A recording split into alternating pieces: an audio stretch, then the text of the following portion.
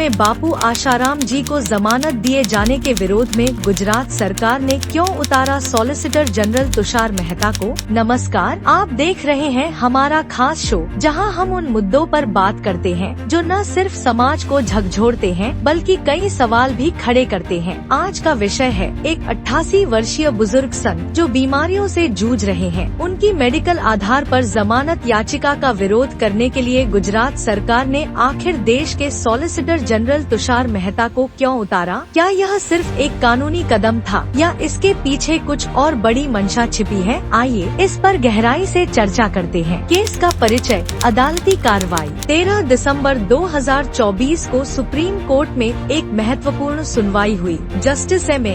सुंदरेश और जस्टिस अरविंद कुमार की बेंच के सामने यह मामला रखा गया। मामला था 88 वर्षीय संत बापू आशाराम जी की मेडिकल ग्राउंड पर जमानत का। इससे पहले सुप्रीम कोर्ट ने 22 नवंबर को गुजरात सरकार को नोटिस जारी कर जवाब मांगा था। गुजरात सरकार ने हमेशा की तरह इस बार भी जमानत का विरोध किया, लेकिन इस बार मामला इसलिए खास हो गया क्योंकि सरकार ने इस छोटे से केस में अपने एडवोकेट जनरल या अतिरिक्त एडवोकेट जनरल को नहीं बल्कि देश के सबसे वरिष्ठ वकीलों में से एक तुषार मेहता को खड़ा किया। तुषार मेहता जो देश के सॉलिसिटर जनरल हैं, उनकी जिम्मेदारियां आमतौर पर बड़े संवैधानिक और राष्ट्रीय महत्व के मामलों में होती हैं। सवाल उठता है, आखिर इस मामूली केस में ऐसा क्यों किया गया। एडवोकेट कृति आहूजा की राय क्या थी सरकार की मंशा। सुप्रीम कोर्ट में प्रैक्टिस करने वाली वरिष्ठ वकील कृति आहूजा ने इस मामले को लेकर एक वीडियो जारी किया, जिसमें उन्होंने कहा, गुजरात सरकार की तरफ से जो सरकारी वकील पेश होने चाहिए थे, यानी सरकार की तरफ से या तो AG पेश होते हैं या फिर डबल AG पेश होते हैं या फिर कोई जो स्टैंडिंग काउंसिल होते हैं वो आते हैं और विरोध करते हैं, जो नॉर्मल प्रोसेस होता है। लेकिन इस केस में गुजरात सरकार की तरफ से कौन आया? Senior advocate Tushar Mehta. And senior advocate Tushar Mehta कौन है? He is the solicitor general of India.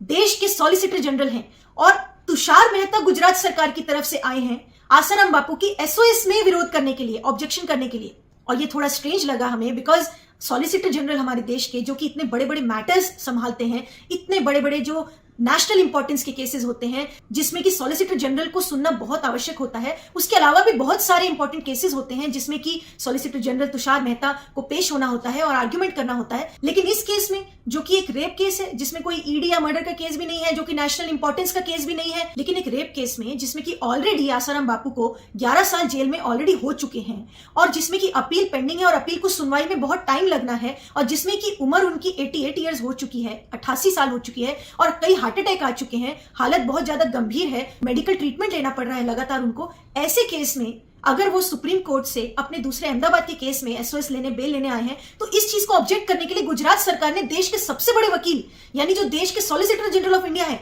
उनको पेश किया है। ये थोड़ा तो हैरानी करता ही है कि गुजरात सरकार को ये एक नेशनल इंपॉर्टेंस का केस लग रहा है कि तुषार मेहता जैसे senior advocate Tushar Mehta solicitor general को उनको खड़ा करना पड़ा ऑब्जेक्शन करने के लिए। और जबकि इस केस में I also heard the first date of hearing in this case. इसमें जब नोटिस हुआ था, कल जो स्टेज थी वो आफ्टर नोटिस थी, तो नोटिस जब हुआ था, इसमें इशू नोटिस हुआ था, तब उस दिन भी ऑनरेबल जस्टिस सुंदरेश जो है, इसमें ऑनरेबल जस्टिस सुंदरेश और ऑनरेबल जस्टिस अरविंद कुमार की जो बेंच है, उन्होंने फर्स्ट डेट पर ही नोटिस के समय ही ये अपना इंक्लाइनेशन दिखा दिया था कि we are only going to consider on medical grounds, क्योंकि ऑलरेडी उनकी एज इतनी है और मेडिकल ग्राउंड्स इसमें सफिशिएंट है, तो मेडिकल पर सुनेंगे।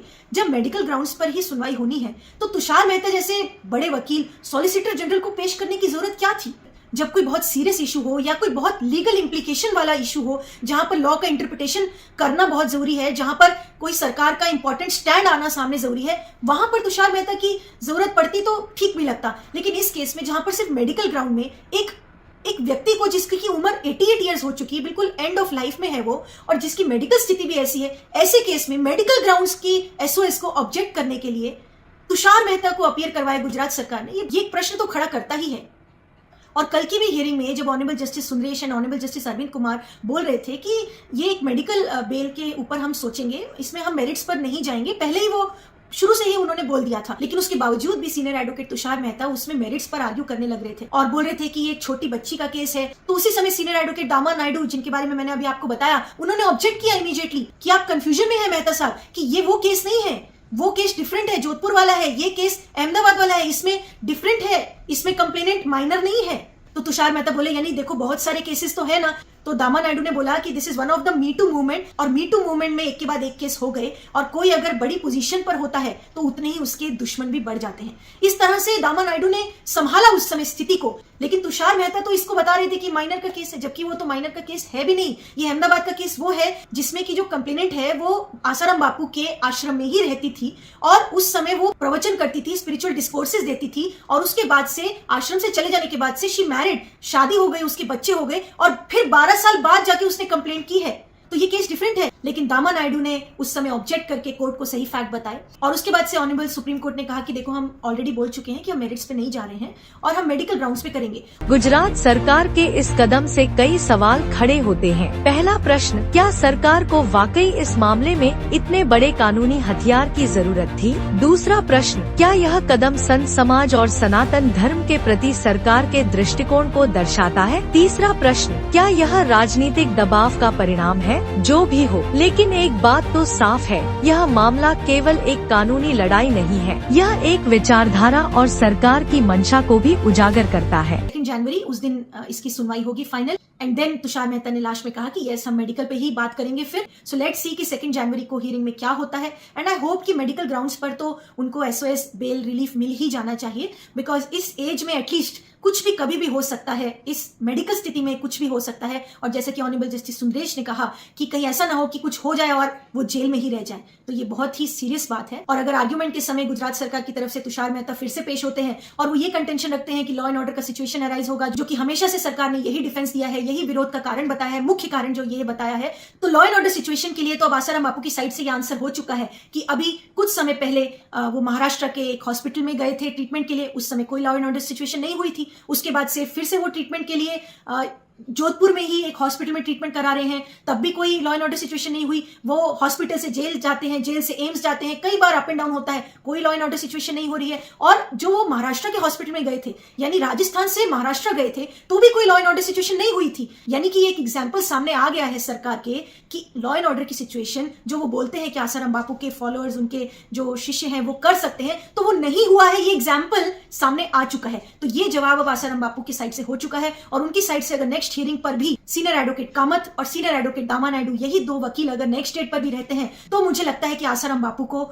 मेडिकल बेल पर रिलीफ जरूर मिल जाए। लेकिन ये आश्चर्य बना रहेगा कि ऐसे छोटे से केस के लिए गुजरात सरकार ने तुषार मेहता जैसे इतने बड़े वकील को क्यों खड़ा करना पड़ा, और जो कि देश के सॉलिसिटर जनरल हैं, जिनके पास समय की इतनी कमी रहती है, जिनको कि बड़े बड़े लीगल इंटरप्रिटेशन मैटर्स में खड़ा होना होता है, उनको इस केस में बुलाना पड़ा। ऐसी क्या लॉयर्स की कमी हो गई थी गुजरात सरकार के पास कि गुजरात सरकार को और कोई वकील नहीं मिला यहाँ पर विरोध करने के लिए, जो कि एक मेडिकल ग्राउंड पर बेल है।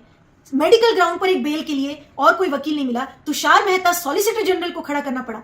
ये एक प्रश्न बना रहेगा। तो दोस्तों, यह मामला सिर्फ एक जमानत याचिका का नहीं है, यह हमारे समाज, हमारी सरकार और हमारे संत समाज के प्रति हमारे दृष्टिकोण का भी प्रतिबिंब है। सरकार का यह कदम क्या एक मिसाल है, या फिर यह कहीं न कहीं विश्वास तोड़ने वाला कदम है? आपकी इस विषय पर क्या राय है, हमें कमेंट सेक्शन में जरूर बताएं। इस मुद्दे पर जागरूकता फैलाने के लिए इस वीडियो को लाइक और शेयर करें, और अगर आप ऐसी ही गहरी और विश्लेषणात्मक चर्चा चाहते हैं तो हमारे चैनल को सब्सक्राइब जरूर करें।